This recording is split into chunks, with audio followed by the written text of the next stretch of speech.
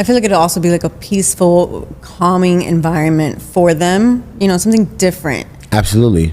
Something Absolutely. therapeutic, honestly. And you hit the nail point. right on the head. And that's exactly what it's there for. Yeah. So like the counselor that we have on site, instead of, sitting on the couch and sitting in a chair, they're going to do therapy sessions outside, in the garden, Instead of or in the sitting there chicken with your coop. hands behind your head. Yeah. Like, what am I not going to tell this person today? Which they You know what I probably mean? have experienced 20,000 times throughout, the military service. Exactly.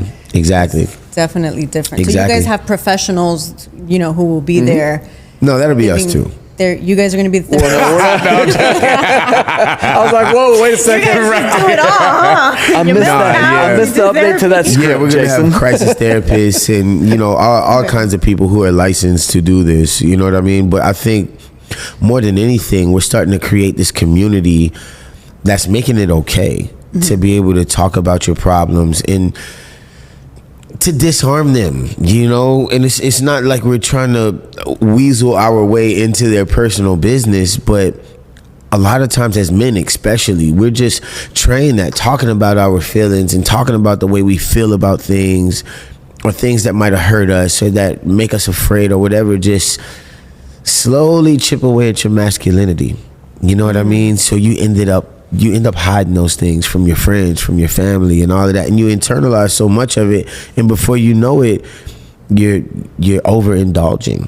You're getting angry for no reason. You're finding it hard to sleep. All of these different things, So, our hope is that